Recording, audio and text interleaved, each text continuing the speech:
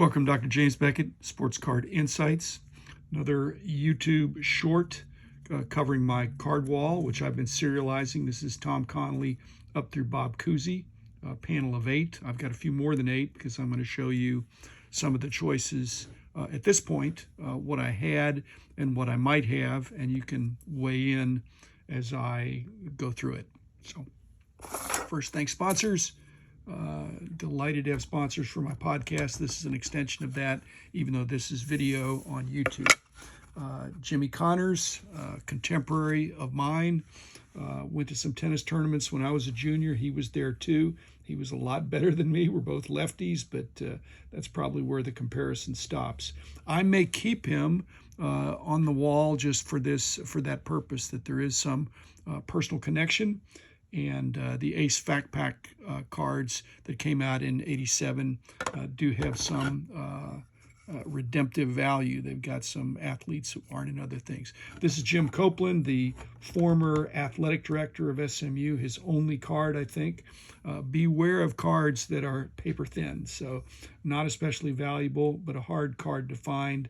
But not much supply, but not much demand either. He's no longer at SMU, but he was the AD for a while, and I may keep him on my wall until somebody notices it from my SMU buddies.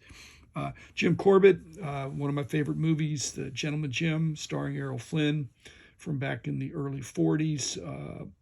This is Willard's Chocolate, which is a tough card. I don't know that this is going to make the top 1,000 or even the top 640, but it's going to be in there for a little while just because the multiple connections. He was a guy that kind of changed boxing. Carlos Correa, this was a rack, a random act of kindness from a hobby friend. I think he thought he was paying me back for my time, but it really was a very delightful thing to get that in the mail from a guy that is an outstanding hobbyist. So thank you very much. Lee Corso, this probably will not make the grade, but I think he's a lot of fun. You learn from this Florida State card that is really pretty common, that he really was a pretty amazing athlete. He just looks like an old guy with a sense of humor now, but it probably won't make the final grade because it's not high production quality, high supply in a sense, just not an expensive card, not autographed or anything like that. This, on the other hand, Bob Costas, again, not a player, but an announcer, and this is a keeper for me. Bob Costas is somebody, I guess I'm older than he is, but I kind of grew up with. He was in so many of the outstanding moments. This is a tough card. I think 500 made. I got these back originally, probably from a media relationship. Kevin Costner, not listed under Crash Davis, but listed under Kevin Costner, who's had an amazing career. And this is one of his early famous roles.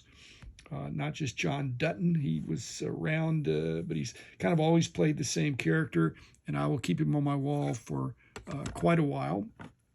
Yvonne Cornwallis, hockey has the greatest names. This is a Frito-Lay card. You could go around looking for it, and you probably would not find it. It's a good example of when you're looking for obscure cards, don't chase them. Just be aware when you see them at the Toronto show or at the National, and if it's a reasonable price, pick it up. So I just thought it was a very interesting card, and I'll keep it on there for a while. He wasn't one of my favorite players, but I like saying his name. Bob Cousy, rookie card. This is definitely a keeper. I remember collecting these back when I was a little boy, or at least I remember having them. I maybe had a very few. But he looks like he would not have been able to play today. But I assure you he would be able to play because if they let him do what they let the players do today in terms of traveling and palming the ball, which would have been called immediately back in those days, he was the best of his contemporaries, and that's all you can say. Different game, but he absolutely excelled. Not going to use probably this incredible. Again, he's not this, I'd rather have the action shot of the 57, 58 Topps in spite of the autograph. And lastly, another fellow Seminole and a fellow Celtic, picking up with Corso and Cousy, Dave Cowens. I really enjoyed this very hustling, undersized center. And I just thought I'd show up because of the backward jerseys. It's not aesthetically pleasing, but for hustle, he was an amazing player, way undersized, and really was part of some great Celtics teams. So that's it, and thanks everybody. I hope you enjoy these cards. I'll be back with some more episodes, little short vignettes of cards that are on my current card wall. So until they're not. So thanks, and see you tomorrow.